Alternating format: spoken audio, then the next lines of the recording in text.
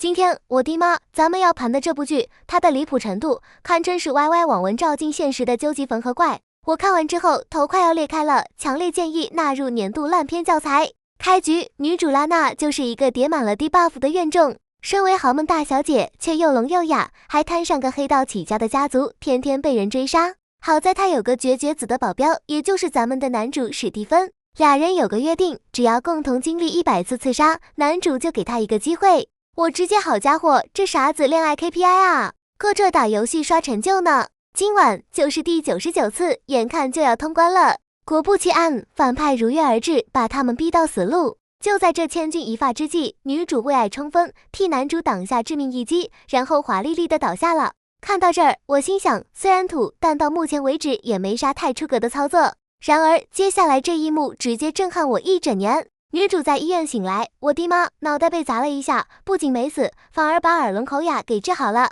堪称医学奇迹，物理疗法巅峰。她刚恢复听力，就听到了门外男主和他朋友的对话。原来史蒂芬根本不是啥子忠犬保镖，而是另一个豪门佩恩家族的继承人。他潜伏在女主身边，是为了保护自己的真爱，也就是女主那个私生女妹妹莫娜。所谓的100次刺杀，其实是他们俩联手设下的一个局，目的就是利用女主当诱饵，引出并清除家族的所有敌人，然后让妹妹莫娜顺理成章的继承家业。我特么也惊呆了，这哪是保镖啊，这简直是抗战版无间道配上了晋江虐恋文学。史蒂芬一个究极下头男，他真的我哭死。女主当场 emo， 但他选择了隐忍，他继续扮演那个又聋又哑的小可怜，开始了他的影后之路。史蒂芬还搁那演呢，抱着女主嘘寒问暖，他朋友还在旁边吐槽，演啥啊，反正他也听不见。小伙伴们可以把心疼打在弹幕上，我是说心疼我自己，要看这种逆天剧情。接着绿茶妹妹莫娜上线了，她一出场就挂在史蒂芬身上，一口一个我好怕怕，演技堪称身临其境。更骚的操作来了，史蒂芬把自己随身携带的护身符给了妹妹，而这个护身符是当年女主一步一叩首爬了1000级台阶为她求来的。史蒂芬转头就告诉妹妹，这玩意儿特灵，自从戴上就没受过伤。你觉得我信吗？你那是没受伤吗？那是女主每次都跟打 Apex 似的，疯狂帮你补刀，替你挡枪子儿。女主彻底绷不住了，她决定开启复仇剧本。她联系了小时候有婚约的里德家族，表示愿意嫁给那个据说腿脚不便的乔少爷。7天后，等订婚宴准备好就来接我。另一边，史蒂芬为了加速计划，带着女主和妹妹去参加拍卖会，想让女主高调花钱，继续当那个吸引火力的经验宝宝。拍卖会上，女主直接开大，见啥买啥，一顿操作猛如虎，花了9个亿，把全场都包了。史蒂芬和莫娜还在那儿偷着乐，觉得计划通，枪打出头鸟吗？可当最后一件项链妹妹也看上时，史蒂芬马上变脸，劝女主低调点，别买了。我直接一个地铁老人手机，这双标玩的啷个回事嘛？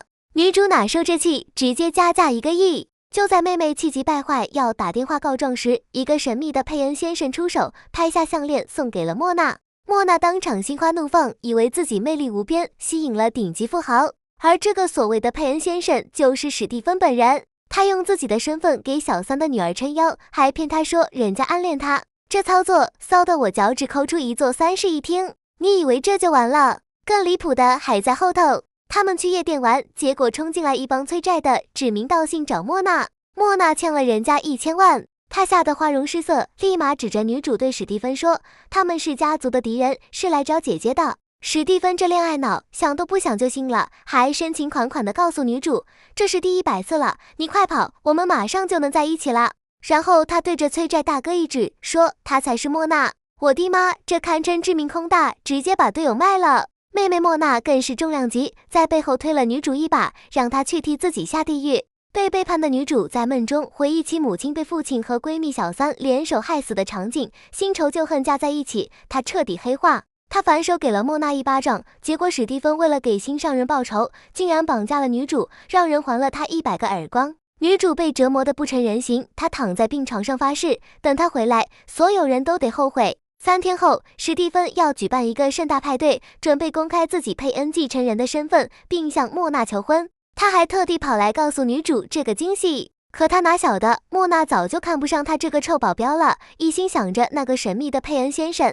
史蒂芬还在为自己的爱情定制顶级婚纱和全球唯一的粉钻，殊不知自己才是那个被玩弄的小丑。看着这一切，女主只是觉得可悲又可笑。她烧掉了写着“我喜欢你”的纸条，彻底告别了过去。当史蒂芬还在为他的派对沾沾自喜时，里德家族派出了18辆豪车，像迎接女王一样来接他们的少夫人回家。大女主的复仇之路正式开启。我想现在你们大概知道了，这部剧的槽点比男主的智商还密集。我就想问问各位骚棒，你们觉得这个下头男发现真相后会 emo 成啥子鬼样子？